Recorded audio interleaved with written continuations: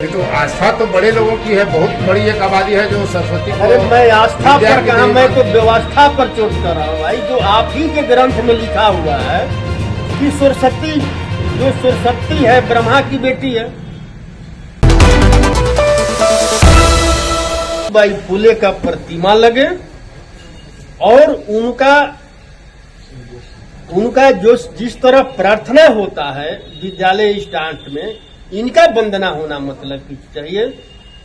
School में पढ़ाई शुरू होने से पहले हर रोज, और 3 जनवरी को इनका जयंती है। हर विद्यालय में 3 जनवरी को इनका जयंती मना करके हर विद्यालय में याद करना चाहिए, क्योंकि शिक्षा की देवी यही है, न कि सरस्वती है। नहीं तो आस्था तो बड़े लोगों की है, बहुत बड़ी एक आबादी है जो सरस्वती को। अरे मैं आस्था पर कहा, मैं तो व्यवस्था पर चोट कर रहा हूँ भाई। जो आप ही के ग्रंथ में लिखा हुआ है कि सरस्वती जो सरस्वती है ब्रह्मा की बेटी है, और ब्रह्मा जी का अपनी ही पुत्री पर नियत खराब हुआ और उन्होंने मतलब कि उनके साथ शादी कर लिया। तो आप खुद समझिए कि पूजा मतलब कि किसका होता है, चरित्रवान का या चरित्रहीन का। और ये भी चरित्रवान चरित्रहीन वाला बात मैं नहीं बोल रहा हूँ, ये संत कबीर दास ने मतलब कहा है। मैं उनका कहा हुआ बात कह रहा हूँ, उनका ग्रंथ आप मतलब पढ़ लीजिए। तो राजनीति में भी तो चरित्रहीन कई नेता ऐसे दिखते हैं जिनके बारे में धारणा है या समाज मानता है, वैसे लोग बड़े बड़े पदों पर चले उनको जाते हैं। सजा मिलता है ना।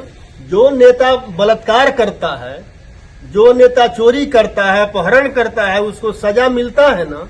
लेकिन जो आपकी बीजेपी का सरकार चल रहा है वो मतलब स्पष्ट महिला खिलाड़ियों के साथ बृजभूषण सिंह ने क्या क्या किया और सरकार उसको अपने साथे रखा हुआ है। और इसलिए रखा हुआ है कि मनुस्मृति में मतलब कि वही अधिकार उसको है। मनुस्मृति में बहुजनों का कोई अधिकार नहीं है।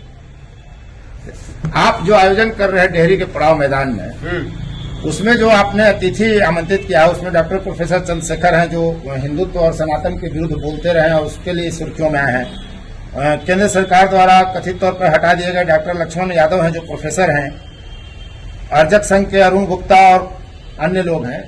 मकसद क्या है आपका? कहीं न कहीं तो कोई राजनीतिक एजेंडा होगा। आप पत्रकार हैं, आप हमें बता दीजिए कि ब्राह्मणों का लिखा हुआ जितना भी ग्रंथ है, उस ग्रंथ में कहीं हिंदू शब्द है क्या? अगर हिंदू शब्द है तो हिंदू का बात करिए। अरे भाई हम हिंदू हैं ही नहीं, हम 90% के लोग कथा कथित हैं, मतलब शूद्र हैं। हम शूद्र हैं और ब्राह्मणों ने शूद्रों को हजारों साल शिक्षा से वंचित रखा ताकि उन्होंने अपने पूर्वजों को पहचाने नहीं, अपना अधिकार नहीं समझे। उसी में 85% 90% शूद्रों को जगाने के लिए, अपना अधिकार समझाने के लिए इस कार्यक्रम को रखा है।